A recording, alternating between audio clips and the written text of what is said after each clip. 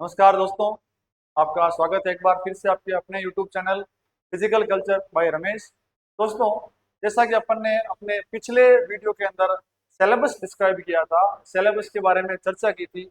आज मैं आप लोगों के लिए लेके आया हूँ कि हाउ टू प्रिपरेशन, तैयारी कैसे करें। दोस्तों, शारीरिक शिक्षा या किसी भी भर्ती की तैयारी करने वाले बहुत से मेरे साथियों, मेरे दोस्तों को अभी तक ये नहीं पता है कि एक्चुअल में तैयारी कैसे करनी है, तैयारी करने का कौन सा प्रोसीजर फॉलो करना है, कौन सा वे फॉलो करना है।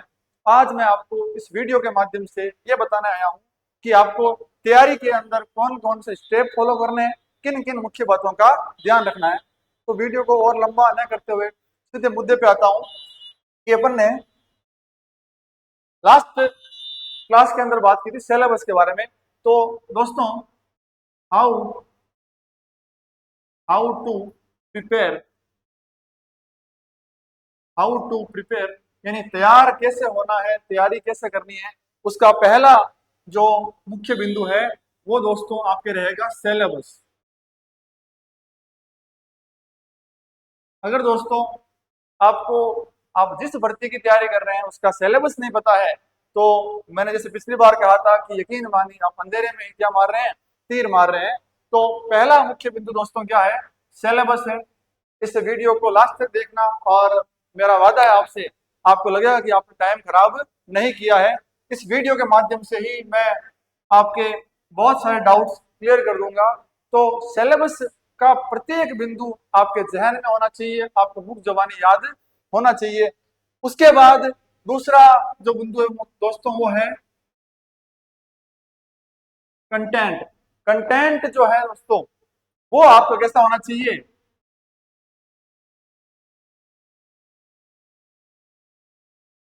दोस्तों आपका कंटेंट जो है वो ऑथेंटिक होना चाहिए। यानी आप इस राजस्थान, इस भारत के किसी भी कोने से कोचिंग कर रहे हैं, किसी विद्वान से पढ़ रहे हैं, तो आपका जो कंटेंट है उसने लिखाया है वो कैसा होना चाहिए दोस्तों, ऑथेंटिक होना चाहिए। कंटेंट ही अगर गलत होगा, ऑथेंटिक नहीं होगा, तो यकीन मानिए कि आपकी तैयारी के अंदर कुछ ना कुछ चूक जरूर होगी। दोस्तों, तीसरा मुख्य बिंदु है कि आप अपना जो कंटेंट है उस पर क्या रखें, believe believe your content and your self and your self and your self. आपके पास जो कंटेंट है, जिस गुरु ने, किस विद्वान ने आपको कंटेंट लिखाया है, उस पर पूरा भरोसा रखें। चाहे आप कहीं से पढ़ाई कर रहे हैं, किसी गाइड को फॉलो कर रहे हैं, ये विश्वास होना चाहिए कि हाँ मुझे अपने आप पर भरोसा है और जो कंटेंट मैं पढ़ रहा हूँ मुझे उस पर क्या है, बिलीव है।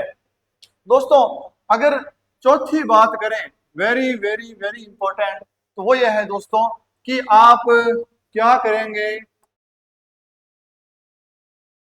Multiple revise. दोस्तों, ये जो बिंदु है ये किसी भी तैयारी करने वाले विद्यार्थी के लिए एक बहुत ही अहम बिंदु है कि आपके पास जो भी कंटेंट है दोस्तों, आप क्या करें, उसका मल्टीपल रिवाइज करें। आप उसको बार बार रिवाइज करें, क्योंकि हम सब इंसान हैं। एक बार पढ़ने से किसी को भी कंटेंट याद नहीं होता, अगर होता है तो थोड़े समय के लिए ही याद रहेगा। तो कितना भी बड़ा जीनियस है, गॉड गिफ्टेड बच्चा है, उसे कंटेंट को एक बारी नहीं, दो बारी, पांच बारी, 10 बार रिवाइज करेगा वो, तब उसे उस कंटेंट की सारी बातें याद होगी दोस्तों। तो अगर आप लोग तैयारी कर रहे हैं, किसी भर्ती की तैयारी कर रहे हैं, तो एक बार तैयारी करते ही अपने आप में ईगो लेकर के नहीं आना है कि मुझे सब याद हो गया है, मुझे कुछ ही पूछ लो। हाँ, माना कि आपको एक बार के लिए, थोड़े समय के लिए वो बातें याद है, लेकिन लंबे समय तक याद नहीं रहेगी। तो ये बिंदु दोस्तों बहुत इंपॉर्टेंट है कि आप कंटेंट को कितनी बार रिवाइज करते हैं, कितनी बार उसका रट्टा मारते हैं। दोस्तों, अगली कड़ी के अंदर अगर बात करूं तो बात करते हैं दोस्तों पांचवी बात की, और वो दोस्तों है आपकी कंटिन्यूटी। दोस्तों, इस बात को हमेशा ध्यान रखना, चाहे पढ़ाई हो, चाहे खेल हो, चाहे कोई सा भी काम हो, अगर किसी काम को आप कंटिन्यू नहीं करते हैं, कंटिन्यूसली उसके अंदर अपना दिमाग नहीं लगाते हैं, तो यकीन मानिए आप सफलता को हासिल नहीं कर पाएंगे। तो नियमितता नियमितता या कंटिन्यूटी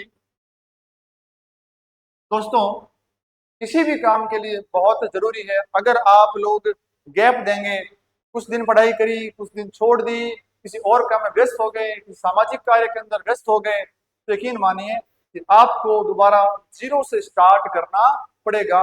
दोस्तों मैं आपको इस वीडियो के माध्यम से सफलता के मूल मंत्र बता रहा हूं कि आप अगर इन इन स्टेप को फॉलो करेंगे तो यकीन मानिए कि आप आधी सफलता ऐसा ही प्राप्त कर लेंगे। छठी बात दोस्तों ये भी बहुत इंपॉर्टेंट है, वो है दोस्तों conceptual clarity and and factual learning. Conceptual clarity and factual learning दोस्तों, आप कोई विषय का अध्ययन कर रहे हैं, कोई प्रकार की तैयारी कर रहे हैं, तो जाहिर सी बात है कि उसमें सारी की सारी बातें तथ्यात्मक तो नहीं होगी, फैक्चुअल तो नहीं होगी। उसके अंदर उसका आधा पार्ट जरूर कैसा रहा होगा, कंसेप्चुअल रहा होगा। तो जब तक आप चीजों के कंसेप्ट या उनके फंडे नहीं समझेंगे, तब तक आप कितनी ही बार रिवाइज कर लें, रट्टा मार लें, वो आपका पढ़ना व्यर्थ जाएगा दोस्तों। तो किसी विषय के अंदर दोनों बातें बहुत इंपॉर्टेंट रखती है अपने आप में। कंसेप्चुअल लर्निंग यानी गुणात्मक अध्ययन, जो बात पढ़ रहे हैं उसको गुणो, उसको समझो, सही मायने में उसका अर्थ पता करो कि ये चीज क्यों लिखी गई है, कैसे लिखी गई है। पहली बात तो ये। दूसरी, अगर कुछ फैक्ट हैं, तथ्य हैं कुछ, तो दोस्तों उन तथ्यों को रटना ही पड़ेगा। यानी रटना भी है और बातों को समझना भी है। अगर इन दोनों को फॉलो नहीं करोगे और ये कहते घूमोगे कि मैंने 10 बार पढ़ लिया, मैंने 8 बार पढ़ लिया, मैंने 15 बार रिवाइज कर लिया, उस रिवीजन का दोस्तों कोई मतलब नहीं है। तो छठा पॉइंट अपने आप में क्या रखता है दोस्तों, बहुत महत्व रखता है। फिर दोस्तों अगली बात करूं, अगर मैं सातवें पॉइंट की बात करूं, वो दोस्तों आता है एनालिसिस योरसेल्फ। एनालिसिस योरसेल्फ दोस्तों, समय समय पर अपना खुद का मूल्यांकन करना स्टूडेंट के लिए बहुत जरूरी है, ताकि उससे मालूम चल सके कि अब तक मैं जो पढ़ता आया हूँ मुझे कितना याद हुआ है, मेरी क्या कमजोरियां हैं, मेरा क्या स्ट्रॉन्ग जोन है।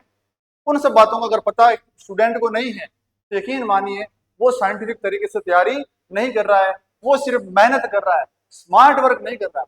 और मेहनत और स्मार्ट वर्क में दोस्तों बहुत फर्क होता है। तो समय समय पर क्या करते रहे, अपना मूल्यांकन करते रहे दोस्तों। ये बात वेरी वेरी इंपॉर्टेंट है दोस्तों, मूल्यांकन करना बहुत जरूरी है दोस्तों। आठवां पॉइंट जो है वो बहुत इंपॉर्टेंट है कि आपको कोर्स के कंटेंट के किसी बिंदु को छोड़ना नहीं है। हर एक टॉपिक क्या करना है, टच करना है। क्या करना है दोस्तों, टच योर टॉपिक।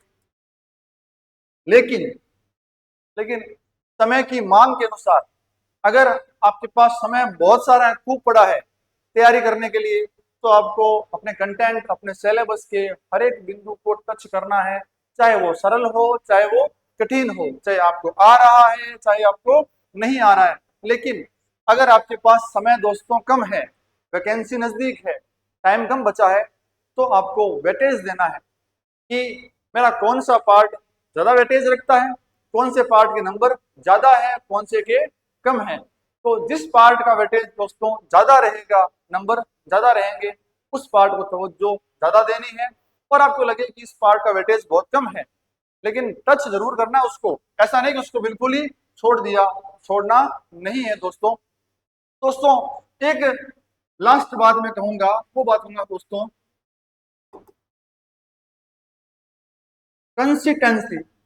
कंसिस्टेंसी यानी दोस्तों स्थिरता। अपन ने रेगुलरिटी की बात कर ली, नियमितता की बात कर ली, और अपन दोस्तों हालांकि दोनों सिमिलर वर्ड है, रेगुलरिटी और कंसिस्टेंसी।